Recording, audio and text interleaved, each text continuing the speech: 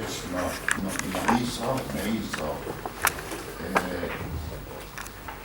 y me emocionó mucho por ver tanta gente joven que está interesada en la investigación educacional en Chile. Para decir verdad, yo no me imaginé que había un grupo así, que ni sabía. Mire, yo soy un poquito difuso y entendí que había un tema, tal como se señaló, había un tema en el año 2018, tema urgente y tema que reconocieron a nuestro país y que serían temas que invitan lógicamente a pensar y a investigar.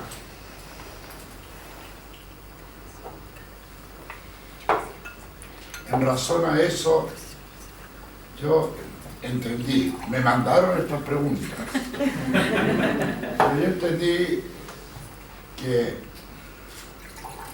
que no solamente iba a pensar o iba a decir algo sobre aula segura, si bien voy a decir algo sobre aula segura, pero entendí que tenía que pronunciarme sobre qué tipo de investigaciones ameritarían los tres temas centrales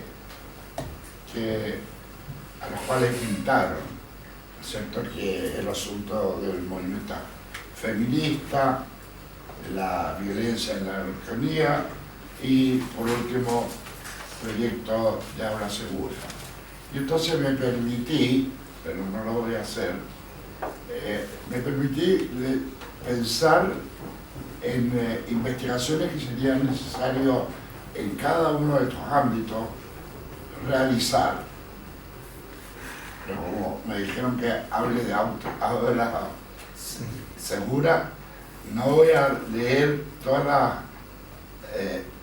investigaciones que se me ocurrieron que había necesidad de formular y de investigar y de estudiar. Y entonces cada uno de estos ámbitos pensé en algunas investigaciones. Pero me voy a referir, porque así es el mandato, a aula segura. Mire, primero algo de historia sobre qué es lo que conversamos y qué es lo que yo pensé cuando apareció este asunto del aula segura, y después voy a leer también alguna investigación que yo propondría que habría que hacer en materia de aula segura. No de los otros campos, sobre aula segura. Mire, cuando salió el asunto del aula segura, yo escribí algo que creo que envié al Mercurio, una carta. No recuerdo si el Mercurio la publicó o no. No recuerdo. Porque yo, en un paréntesis, el Mercurio escribió hace unos años un libro llamado Las 100 cartas que el Mercurio ha publicado, y seleccionaron 100 cartas que a ellos les parecían. Y yo dije que, esto es un paréntesis, yo dije de que voy a escribir un libro de las 100 cartas no publicadas por el Mercurio. Y ahí hay varias mías y de mucha otra gente. Hubiese sido interesante investigar por qué el Mercurio publica algunas cartas y otras no las publica. Y me encontraría cosas muy interesantes, no solamente interesantes, sino que mostraría claramente que el Mercurio no es un diario inocente, neutral, sino que tiene lógicamente una línea. Entonces, cuando apareció el tema del aula segura, yo me pregunté, pero la primera pregunta que me hice fue, pero ¿en qué están innovando? Si hay una ley de inclusión, se ha trabajado sobre convivencia escolar, donde aparece el término inclusivo de la expulsión. ¿Qué es lo que están innovando? ¿Por qué innovan en esto? Y lógicamente que se pueden formular respuestas, que había un sentido político en hacerlo. Después yo me pregunté también, una de las preguntas que hice, que era la última, o la otra no la recuerdo bien, yo dije, mire, bueno, ¿qué es lo que va a pasar? ¿Cuál es el sentido de expulsar a un joven? ¿A dónde va ese joven? ¿En qué se va a remediar ese joven? Si la educación está llamada a construir sujetos de derecho, y lo va a expulsar, ¿a dónde va? Y hice también una pregunta, o una reflexión. Dije, mire, en una familia, si hubiera un hijo o una hija que fuera rebelde, para usar un término suave, que creara problemas, sería propio que la familia expulsara, el padre y la madre le dijeran al hijo, ándate a la calle, o buscarían forma de rehabilitarlo. Entonces, todo el sentido, no podía entender qué es lo que querían. Entonces, para terminar, para tratar de ser corto, la pregunta de investigación que yo propondría que habría que hacer es la siguiente: realizar una investigación que permita develar los supuestos doctrinarios, políticos y epistemológicos, por sobre todo políticos, que subyacen en la propuesta de aula segura. La propuesta no es inocente. Además, revelar la concepción que la propuesta de aula segura tiene sobre la violencia. Los que idearon hay muchas acepciones al término de la violencia escolar. Nosotros hemos realizado inclusive, y no solamente investigaciones, sino hubo hace unos años un congreso sobre violencia escolar en Chile. Yo trabajaba, más bien ahora dejé mucho el término y publiqué mucho sobre el bullying, que es una de las manifestaciones de violencia escolar. Pero ¿qué es lo que está entendiendo el aula segura por violencia escolar?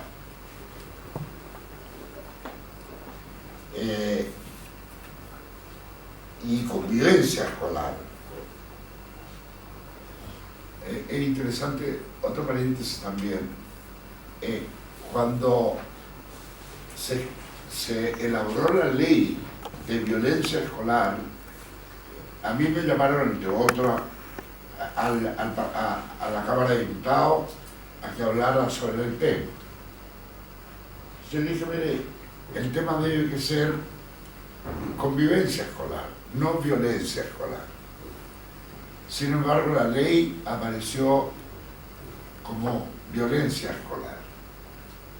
Entonces ahí hay también un juego que hay que tratar de entender. Entonces, la investigación debería que dar cuenta qué concepto de violencia y de convivencia escolar subyace detrás del aula segura. ¿Qué concepción hay de ciudadanía? ¿Es una ciudadanía liberal o comunitaria? ¿De qué ciudadanía y de qué ciudadano estamos hablando? Porque detrás del aula segura está subyacente una concepción de ciudadano y de ciudadanía que habría que develar y mostrar. Es hacer investigación crítica. Interesa indagar las razones, las controversias y las consecuencias que tiene la expulsión de estudiantes de la institución educacional. Sobre todo incumbe a este estudio cómo la expulsión se vincula con un campo que yo he trabajado bastante, con los derechos humanos. La expulsión, a mi parecer, es una violación a derechos humanos. En el escrito ese que yo, y quizás por eso que el Mercurio no me publicó la carta, decía que hacía yo un símil entre la expulsión y el exilio. Y retrotraía yo a la época del exilio durante la dictadura. Que es el mismo concepto, es la misma violación. El exilio es una... no lo estoy diciendo yo, el exilio es una violación a los derechos humanos. Si yo hago un símil entre expulsión y exilio, ambos son violadores de derechos humanos. Entonces, la investigación debería que ser una investigación crítica, que pudiera develar cuáles son los supuestos, cuál es el subyacente, y en qué pensamiento se instala una propuesta como aula segura. Insisto, no es una cosa inocente, está metida en un contexto de pensar la vida, pensar lo que sucede en nuestra historia reciente y en nuestro contexto. Gracias por la visita.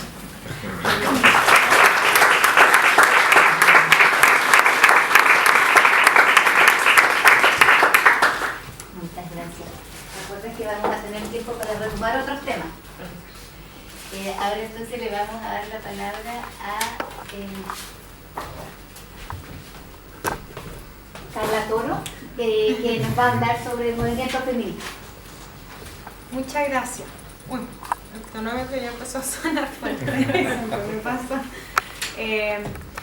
La verdad es que cuando ya ha pasado durante por lo menos la mitad de un año después del movimiento que vino a cuestionar todo, y yo recibo esta hoja de preguntas y yo saco ideas principales.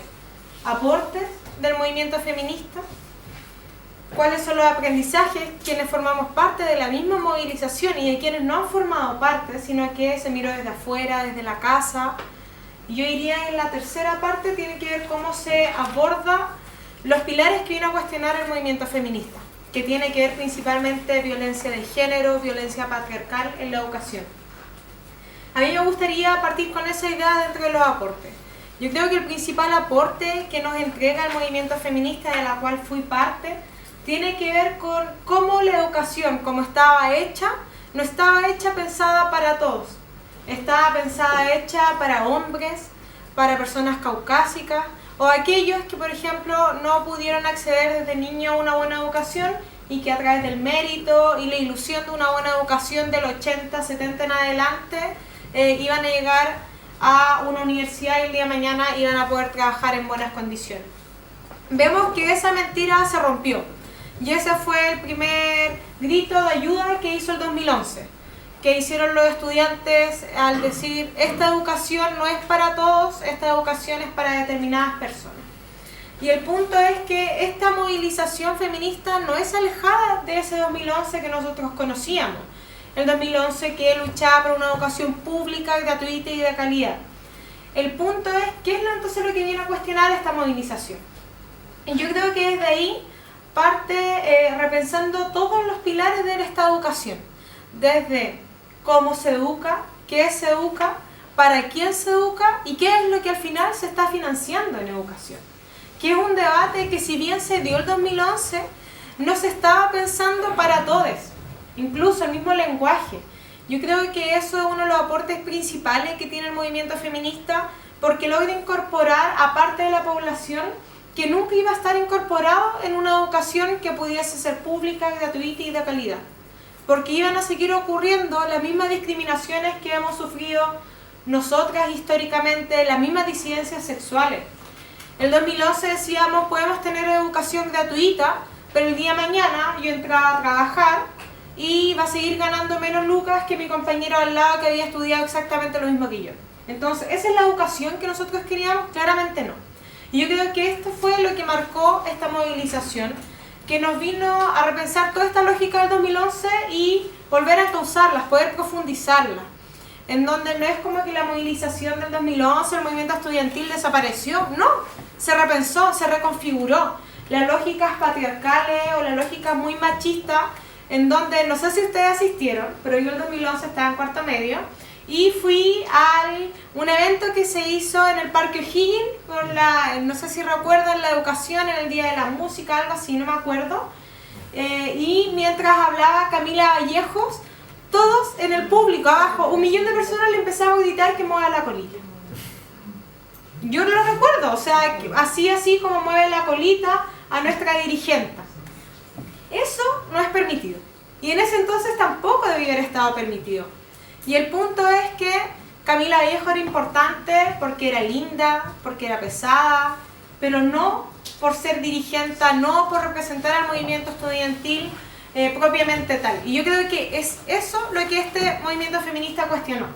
Es que ya no se nos mira a las dirigentes de esa forma, sino que somos dirigentes sociales, somos constructores. Y en conjunto con eso, no es baladí, yo estoy acá al frente, entonces en mi casa, acá en la FECH, hubo 8 federaciones que se descabezaron durante el 2018. Y se descabezaron por acusaciones a los presidentes de federaciones. Y ahí yo creo que pasamos a la segunda parte también dentro de los aprendizajes y también en conjunto con los aportes, que muchos creen que el movimiento feminista simplemente fue punitivo, que es que simplemente queremos más protocolos, que al macho que acosó se le tira la hoguera, y se generaron muchas imaginaciones o imágenes de un movimiento feminista que claramente no era tan así. Nos queda en la imagen, no sé si ustedes tuvieron la oportunidad de leerlo, un libro que sacó la editora Farideh Serán, Malle Feminista, con una de las imágenes yo creo más potentes de lo que fue este 2018, una estudiante afuera de dentro de la Universidad Católica, arriba de una estatua del Papa, con los pechos al descubierto, sus senos. Y eso fue súper llamativo porque hubo muchos cuestionamientos. Y ahí uno dice, perfecto, vemos a una estudiante, mujer, organizada, en una universidad que claramente no se caracteriza por ser tan movilizada como la Chile, por ejemplo. Que nosotros yo creo que tenemos un magíster en eso, que está muy bien. Pero sí tenemos estudiantes que son capaces incluso de cuestionar desde las universidades, que la educación no solamente es profundamente rígida, sino que tiene pilares de iglesia, tiene pilares conservadores. Y desde ahí yo creo que nace esta gracia del movimiento feminista, que a raíz de entender que en el espacio en el cual nosotros nos desarrollamos, profesoras, funcionarias, funcionarios, estudiantes, necesitamos una base, que yo creo que es lo que necesitamos cualquier persona el día de mañana para trabajar, estudiar, estar en nuestra casa.